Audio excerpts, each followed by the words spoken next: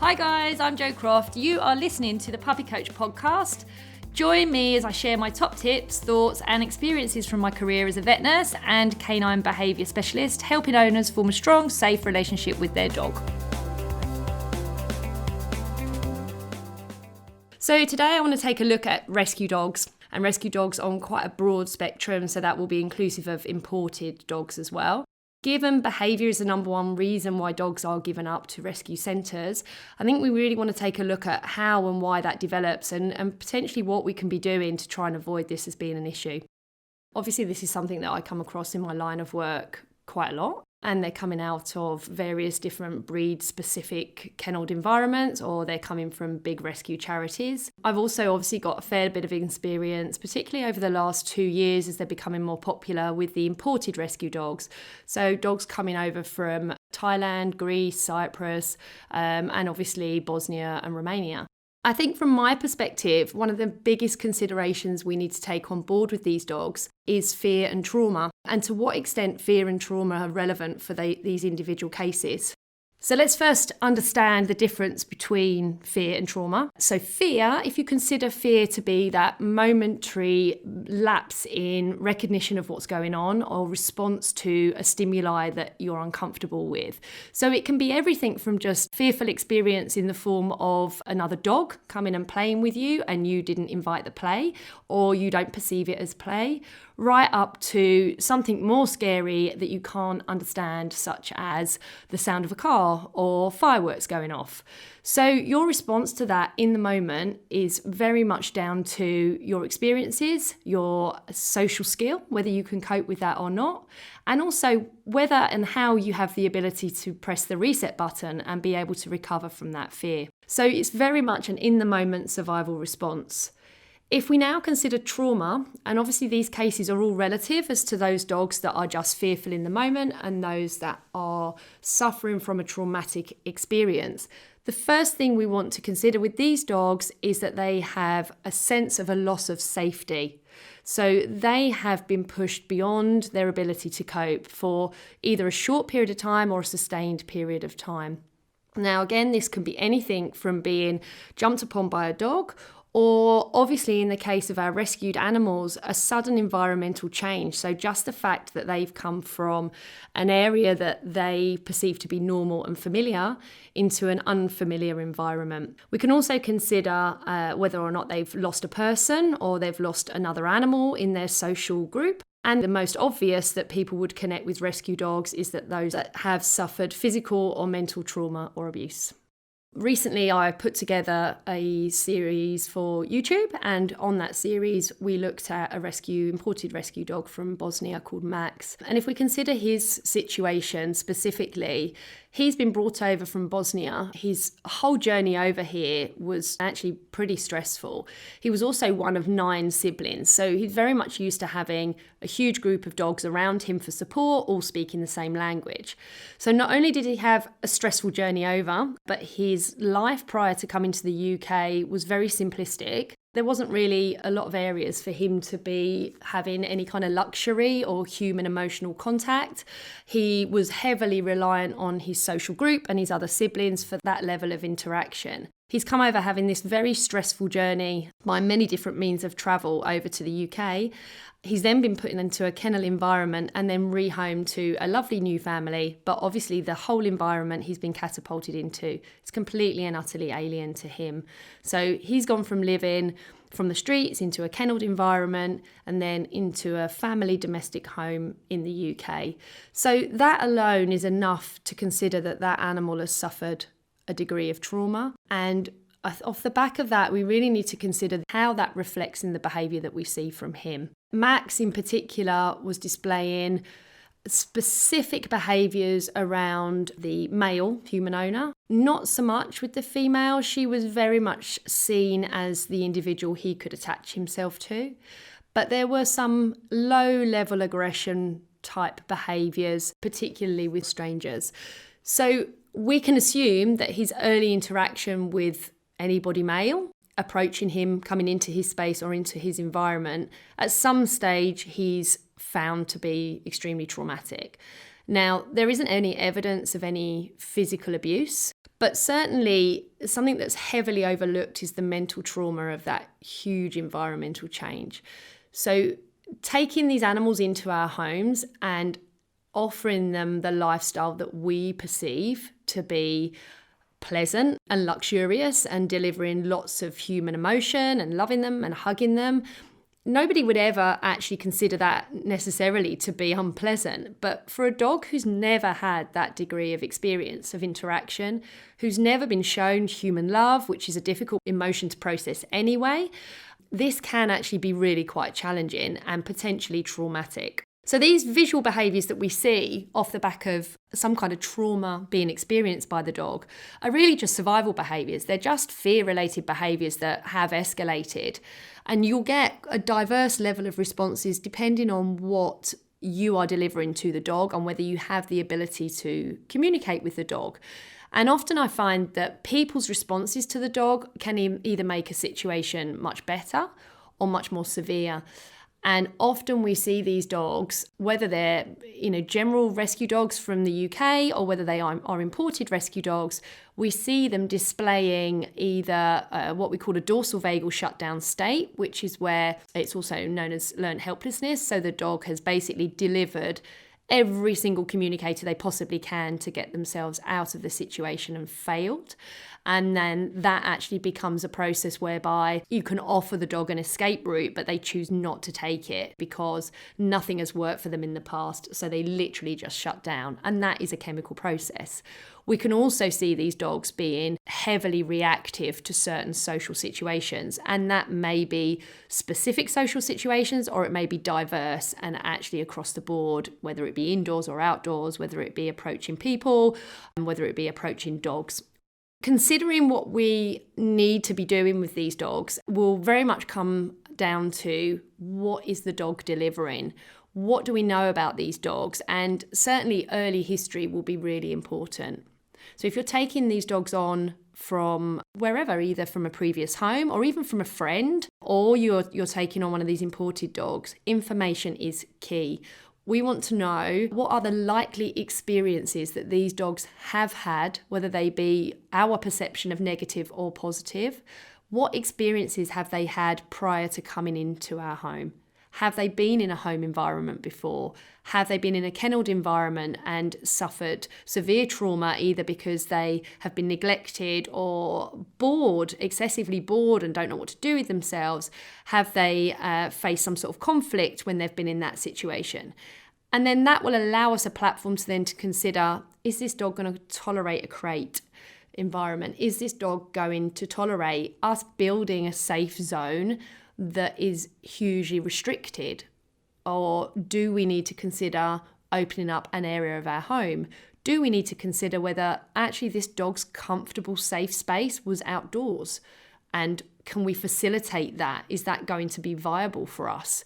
Because we might not want to be out in all weathers, but many of these dogs have, by evolution, adapted to cope with very low temperatures or very high temperatures, and putting them into a central heated house could be seen as a traumatic experience for a dog.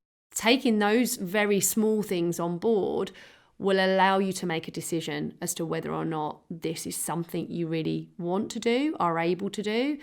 Can you provide this dog the welfare needs it requires? So if we look at the imported rescue dogs, and I'm very aware that this can be quite a controversial subject, I'm a little bit stuck in the middle with it because I have a lot of empathy for the people who are in the midst of working with these dogs abroad and working with these dogs over here and actually seeing the awful and barbaric situations that these dogs are pulled from. So people want to help and they want to reach out. I can totally respect and understand why these dogs are being brought over to, our environment where our perception is very much that we can provide them with this lovely life. I've got friends that work with these dogs in these said countries and do amazing work and rehabilitate the dogs out there and rehome them out there or support them. And they're not dogs that would ever cope with coming to the UK and being essentially in a box, living in a home where their needs aren't necessarily going to be met that easily. In an ideal world, I do think it would be lovely to go to these countries, rehabilitate them and keep them there, because that's where they've adapted to be environmentally, socially, and everything that goes with that. But I also agree that there are scenarios where that just isn't viable. And for these dogs to come over here, I think we could do them much more justice by having a platform of management for them to come into this country via certain pathways, and for all rescue centres to have a protocol of events that they follow, working with experienced behaviourists that understand trauma, they understand fear behaviours, they can tell the difference between sustained trauma and whether we are just habitually treating a dog's fearful response. Being in a position to offer new owners a really heavy amount of guidance and help these new owners understand what they are taking on, what they are inviting into their homes, and how best to support these poor dogs. It can be just as harsh for them to try and adapt to that as it was for them to adapt to their previous environments. So for me to have that and for legislation to be in place would be amazing, and that's where I kind of sit with my opinions. I think it's a very new thing, and each dog that I help and support, I reach out to other people in my industry to offer more information, and I think everybody should do the same. I think we are all experiencing these dogs on different levels, and we're all supporting owners with different needs. The biggest and most important top tip I can give anybody for taking these dogs, and particularly the imported rescue dogs on, would be that you need to be thinking about supporting these dogs, offering them a safe haven, and I mean a real sense of safety. Lessening your expectations. You are not taking on a dog that you can put on a lead and walk out the door the following day, who's just going to eat food as normal, who's going to behave in a way that you would expect a dog to behave. You need to be thinking about the level of trauma the dogs have been under and actually dealing with the trauma as if it were a mental illness. And I say that because we are literally dealing with areas of the brain that are potentially physically changed and damaged. The limbic system obviously controls emotion, and the impact of trauma on that area of the brain is huge. Dopamine, adrenaline, cortisol, serotonin, endorphins,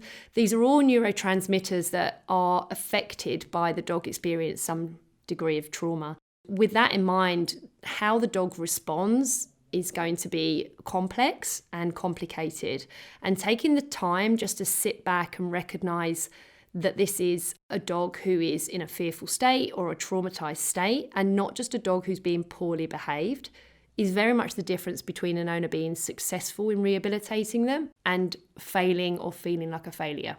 One of the big expectations of people taking dogs on, particularly people that have had dogs themselves in the past, is they kind of have a benchmark of how a dog should behave. And I really think taking on a dog like one of the imported rescues or even a general rescue dog has a really big impact on people's ability to understand what the dog is actually all about. And if you've had a dog before, you will be completely thrown by the behaviour of some of these dogs. So you have this loss of knowledge because this is not what you've experienced before, and you look at everybody around you and the next door neighbour's dog doesn't do this, and they treat it this way and they're absolutely fine, and there's all these dogs on the school run and they seem to be all happy and having a great time, and then you meet people in the park and they're not suffering with the same issues as you. So I think if you've had dogs before and you're taking on a rescue, unless you're familiar with rescues and you've experienced this kind of stuff, you really need to sit down and consider what sort of things am I potentially going to be dealing with, and be respectful of what they're communicating and take life very much at their pace. So I just want to consider some of the behaviours that people see in dogs, and certainly I have never seen as much reactivity as I'm seeing in today's society with dogs. when things are really clear for humans, it's kind of okay. So if they were in a family environment and there was some domestic violence, or the human owner was attacked and the dog got beaten, and, the dog has ended up subsequently going into kennels for other reasons, that's really easy for a human owner to be able to recognize trauma and understand that the dog has gone through a very physical trauma. If you were kind of 10, 12 weeks old and your first interaction with a particular breed of dog was just to be jumped on and flattened at some sort of puppy socialization group, then that will have a really long-lasting effect. And actually, we don't necessarily see the full impact of that until that dog develops and matures. So it might be that this issue happened when the puppy was really, really young. And then by the time they are starting to hit the adolescence phase, you're then going to start to see some sort of reactivity. So if we think about the rescue dog in those situations, particularly those that have been imported, our understanding of their early life is going to be sketchy at best. It's very unlikely we're going to have that level of detail given to us. So for an owner to be productive in the way that they manage their dogs, they need to have the ability to sit back and observe what the dog does in each scenario. So what behaviour patterns the dog delivers into certain situations. Do you see stress indicators? Do you notice that before your dog lunges or barks or is unpleasant towards human interaction, do they show avoidance? Do they turn their eyes away? Do they turn their head away? Do they try and escape, but they maybe are on a lead, so they can't? Are they delivering repetitive stress indicators? So are they digging the ground next to you? Are they licking their lips? Anything repetitive can be considered to be a stress indicator. And anything persistently repetitive over a period of time can then be in the realms of an OCD behaviour. So these things have a really knock-on effect if you don't deal with them when they first happen. If you're looking at your dog and looking at the poor behaviour, and I really struggle with this when people come to me and they kind of give me what I call end stage or in the moment behaviour. My dog lunges at barks every other dog it sees, and they kind of want me to come on a walk and see that behaviour. Now, for me, that becomes really problematic because I don't want to see your dog in a situation where they've lost all level of self-control.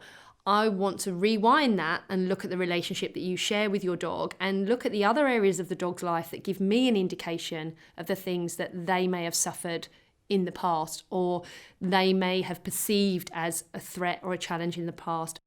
If they are delivering any behaviours that are on the extreme level of what we call the fight-flight platform, so reactive, defensive, volatile in any way, to be honest, delivering obsessive-compulsive behaviours, or completely shut down, so non-interactive, taking themselves away, showing total avoidance, you can pretty much say for certain that that dog has suffered a degree of trauma. And we need to be then heavily considering how we treat the trauma brain. Now, there's lots and lots of research gone into the kind of chemical pathways involved in trauma and what can be done to support these dogs. I've looked at a variety of different research papers that are out there. The big thing that's the standout with all of it is if you are going to consider any form of drug therapy can be really, really useful if used very, very closely to when the trauma has happened. Now, this is just my perception of it. I don't know whether we can look at the same results if we're a long time after the trauma's happened, but I know there's still lots and lots of research going into that. There's lots of drugs out there, and obviously you would deal direct with your veterinary professional on that. And certainly there are veterinary behaviourists out there that are really looking into those studies right now to find out what the best form of neuromodulatory drugs are to be used for each scenario. Unless I'm very sure that a trauma has just happened, for instance, for the imported dogs, they maybe were living a comfortable, not by our standards life, but a life that was free from any big challenges. And then they're brought over immediately into the UK. So we know we're going to deliver a trauma for that animal. Then yes, I guess there's an argument that having them on supportive neuromodulatory drugs early could prevent some sort of psychological trauma later on. As with everything, it has its place, and drug therapy is certainly something that I will be keeping my eye on. If a dog doesn't arrive to me for help already on that drug, it's not necessarily my first port of call, but but it's certainly a consideration for me, and I work very closely with vets to make sure that should that animal need any drug therapy, then they would get it. I think it's also important to consider what other triggers make these dogs worse. So potentially either cause the trauma or exacerbate the traumatic response. One of the really big things that is kind of often overlooked is sleep deprivation. In order to be able to sleep properly, we need to feel safe and secure. What's safe and secure for you as a human owner isn't necessarily perceived to be safe and secure for the dog. So setting up an area and supporting that dog into your home, a quiet space that you could just sit in the room with the dog and just read a book, not put any pressure on that dog at all, and make necessary survival tools such as food and contact. And I don't mean physical contact, I mean just being supportive and in the room. The opportunity to go to the toilet, access to water, making all these things predictable and easy without any pressure from you as an individual. That's the first stage of being able to create a safe area for the dog. So not an area that is going to be a thoroughfare of people walking through, not an area where people are going to be looking down into the dog or having to go and sit in the dog's space all the time. If you create that and the dog can feel safe and secure in a small area of your home, then you provide a platform for that dog to be able to rest properly and reach REM sleep. And proper rapid eye movement sleep is quite difficult to do if you've got a very high level of awareness and caution in your environment. As with any human that's suffered any degree of trauma, having that one person or that one environment that you can go to and feel safe and secure in is the first stage to your rehabilitation. If you don't feel that safety or security, the opportunities for you to be able to feel better generally across the board become minimal. Feeling like you are providing the dog with lots of love and emotion is not the way to go. We want to be in a position where that dog can just have some time and some space. For me, working in canine behaviour, I get really frustrated when I look at a dog screaming out for support, screaming out, telling us that they're traumatised in the situation that they're in, or they're fearful of whatever is going on in front of them. And from that perspective, actually most poor dog behaviour occurs because the dog is in a fearful state. So it may look like the scariest animal in the world, but actually underneath all that, the dog is terrified. If we're going to look at communication, one of the big differences that you see in dogs is affected by their breed innate drives. So if we look at a lot of rescue kennels, and there are obviously, there's breed-specific rescue kennels, for pretty much every breed going. But the big charity rescue centres, the dogs that you see in there are those dogs that have innate drives that can potentially be problematic. So your bull breeds, your working dogs, your collies, your shepherds, your terriers, these are all dogs that through no fault of their own, we've bred them to be working animals. And the fact that that working drive is not appreciated, it was just observed as a problematic behaviour that got out of hand, and that's landed them in rescue kennels, I find really upsetting. When clients say to me, my dog does this in this situation, they probably don't want to hear, well, don't put the dog in that situation, because most owners, their expectation is, well, if I want to go to a cafe and take my dog, then I will. And I totally respect that. But if you are going to want to do those things with your dog, particularly dogs that are coming out of rescue, you need to prep them. Some dogs will take a very long period of time to be able to cope with big social situations. Other dogs just require you to be a solid degree of support, to have integrated them slowly so they can cope with it and adapt. So I'm particularly thinking in terms of German Shepherds and Rotties and Dobermans when they deliver guardian type behaviours. Why are we so surprised that these dogs deliver these behaviours when we bred them to do this? But our perception is now we've invited this into our house. We didn't respect what we had. We gave them a platform to protect not just us, but themselves as well. And then when they do this, it's all a big shock and it doesn't work. If you are going to take on a dog from a rescue kennels, consider the breed that you are taking on and whether this breed is going to herd your children, whether this breed is going to want to protect you and your home, whether this breed is going to want to chase and catch small furry things. And then if you understand that drive, you can be prepared for it, and you can watch the behaviours that are precursors to the innate drive and be able to support the dog at that point. If we're looking at our imported rescue dogs, first of all, these dogs are a mix of lots and lots of different breeds, and it's quite fashionable now for people to actually do DNA tests. It's quite nice when an owner's done that for me, because I can then say, okay, your dog is a mix of 3 or 4 different breeds, and these are going to be the primary innate drives of those breeds. Whether innate drive is responsible for some of their behaviours or whether trauma overtakes that, I think is definitely something up for discussion. For me, I find many of these dogs quite unpredictable. So you can really feel like you're making some progress, and the dogs might actually adapt pretty well to human life for a few weeks with a support program in place, and then all of a sudden growl at a stranger coming into the home or be particularly challenging to a family member. And it does, to the owner, seem to come out of nowhere. For me, that's not a success story. So that is something that I would pinpoint very, very quickly as the dog shouting out for more support. Wherever the client or the new owner carer has progressed the relationship to, we maybe just want to take a few steps back and actually consider maybe that dog isn't over that trauma, and maybe that dog will never get over that trauma. If you lose somebody very, very close to you and there's lots of attention, there's lots of sympathy in the moment, that individual going through that loss has suffered a trauma. But the expectation is you might have the funeral and you might move along, and 3 months down the line, when this is still very much hurting and upsetting you, the expectation of those around you is often, you should be okay now. We've moved on. And that's not necessarily the case. And it's exactly the same with the dog.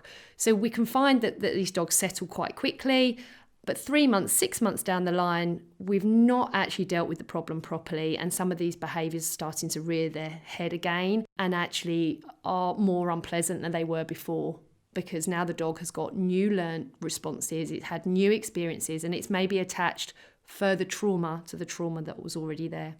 I think we also need to consider the differences between things like a trauma response, so reactivity due to the dog being frightened, and also frustration and irritability.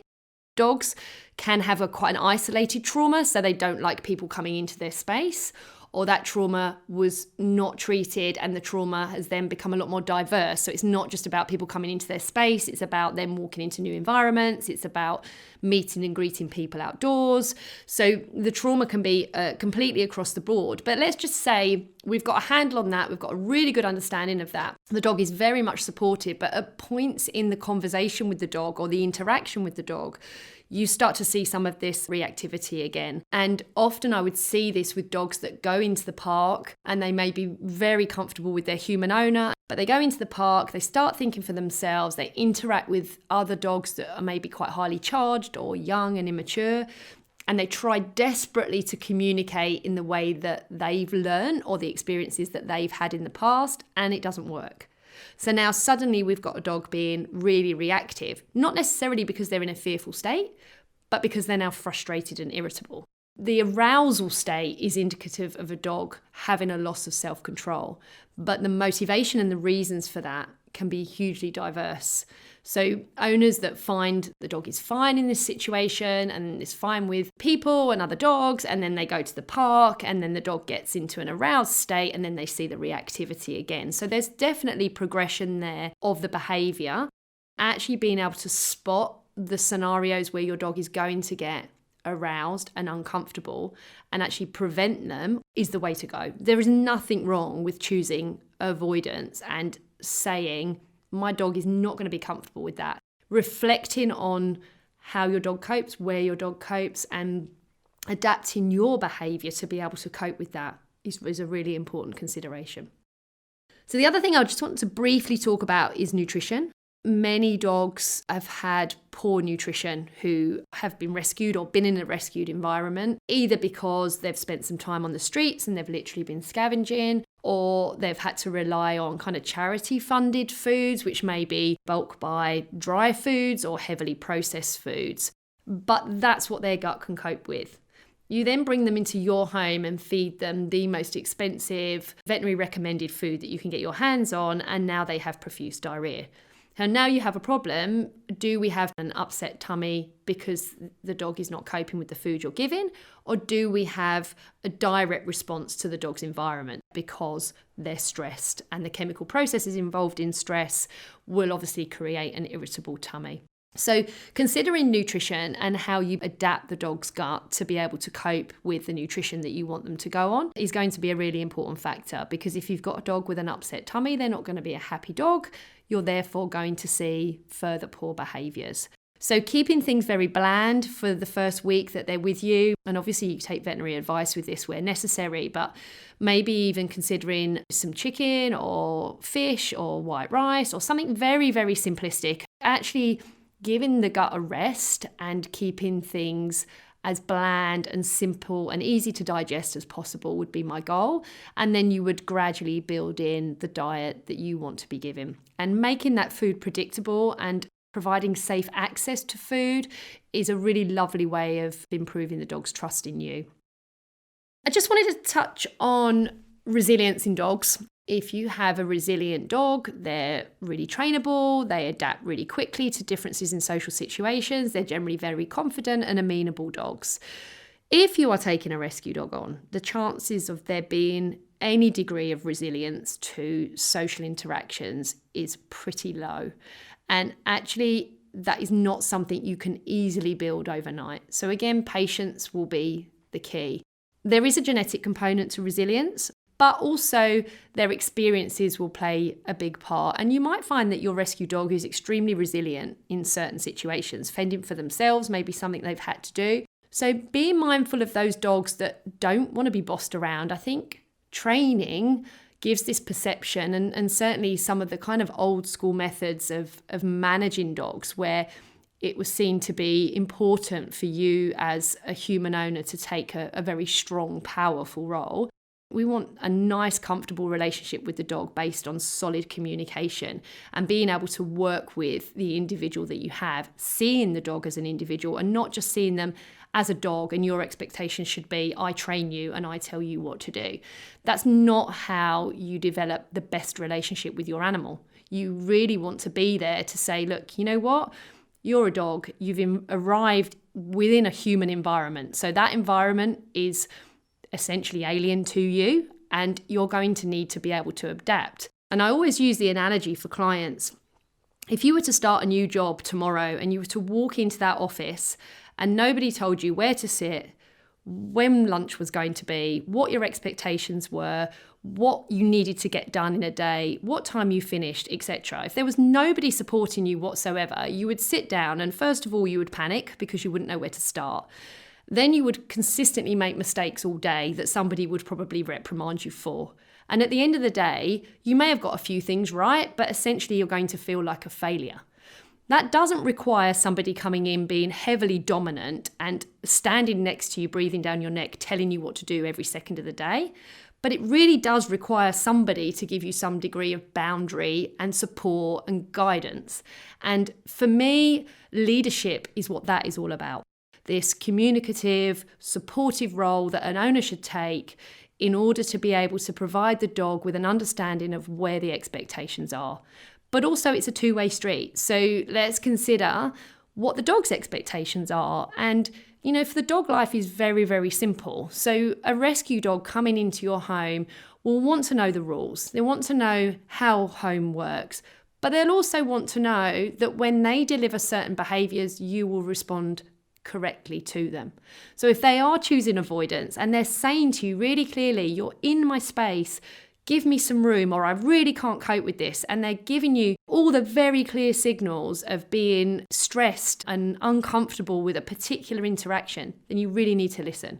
And you really need to give that dog an out and show them clearly where their out is so that they don't then need to be reactive. Can we teach resilience? Yes, we absolutely can. For me, the interaction that I have with my dogs to teach resilience comes down to fun stuff and finding opportunities for that dog to be successful. I think the mistake that many owners make is being too loving, too emotional, too physical. On a sensory level, most of these dogs can't cope with lots of physical touch and handling. So we want to take a step back and set them up with clear parameters. I love to use a boundary. I don't see boundaries as being in any way challenging or conflicting for the dog. I think having clear rules around when they can enter my space and when they can't helps them cope. I get a much, much better response from a dog when I call them in if I've given them some direction to go away to begin with. So if they're coming in on their terms and they're uncomfortable and you see them, they come in, they sniff you, they back away. They come in, they sniff you, they back away.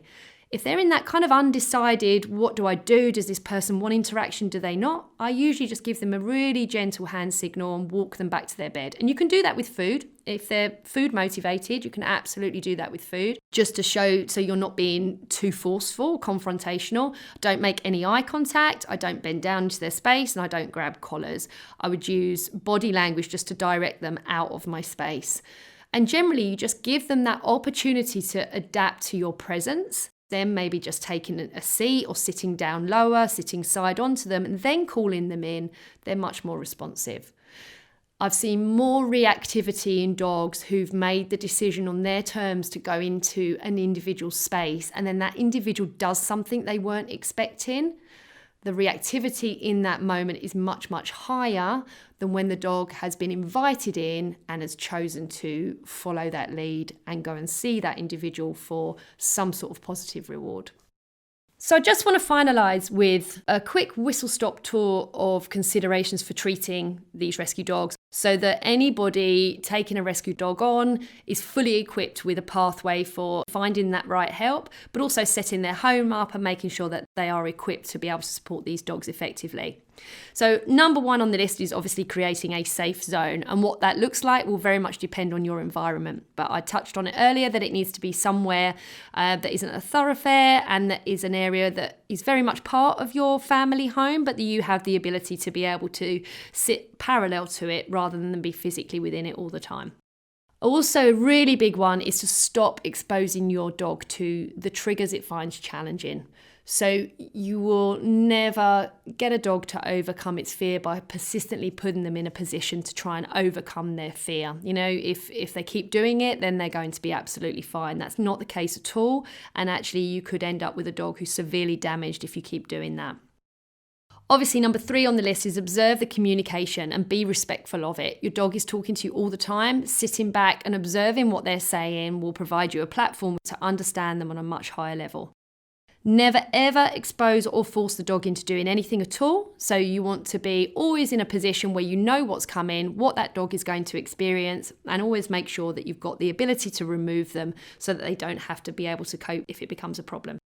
There are situations where you can put a little bit of pressure on the dog. I'm not going to go too deeply into that now. I always feel that owners need a lot of support with that.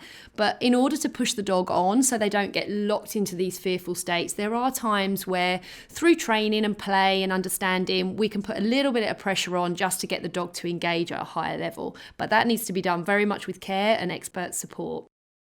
Using their breed innate drives is a brilliant way of developing their confidence and trust. So if you have a collie and they love to herd, then consider how you might be able to replicate that behaviour in a safe way. So even getting them to focus on a tennis ball and actually keeping that tennis ball as a high prize resource and using it and delivering it for positive behaviours so the dog can interact much, much better with you and engage and start to trust is an excellent way to build that relationship. I also want you to consider not being over-attached, and I mean on an emotional level. So not just allowing your dog to constantly follow you around the house all of the time. And that will again come into some support from a behaviourist, somebody that's going to be familiar with these rescue dogs and knowing how much emotional interaction you can have safely and how much actually becomes quite negative. Emotional interaction is quite hard for a dog to be able to process, so keeping it simple and clear, letting them know when you want them and when they have permission to stay away is really important. Food's a great way of being able to decide whether a dog is stressed or not. So if you are wanting to give your dog food and you've asked them for a sit and you try and deliver food and they don't take it, then you really need to consider whether your dog is having processing issues within that. Normally you find dogs' refusal of food, particularly with rescue dogs, is all down to their inability to be able to take it because of a chemical intervention, not anything to do with the fact they don't like your tasty chicken. Finally, the last two, we want to consider predictability and consistency when you work with them. So if the dog knows what's coming next and you're consistent with your behaviour, then they'll be able to function much, much better in your social environment. And then teaching resilience. So I've already touched on that topic, but resilience is huge when you're managing rescue dogs. Being able to build their confidence, ensure that they know how to interact in your situation or your social environment. The most important tip I can give for teaching resilience is taking it at the dog's pace. If you are trying to push for the dog to be resilient in social situations that it's fearful of, you will fail. So just take this very, very slowly. All of these dogs just require a little bit of patience and thought and communication to be able to integrate safely into your environment. You may never get them fully over the trauma that they've experienced, but in the most part, I find that the majority of these cases can be not only safely managed, but go on to lead really happy, engaging lives. Thanks so much for listening this week. I hope you found the podcast informative. And please do subscribe if you want to hear more topics. They'll be brought to you over the next few weeks.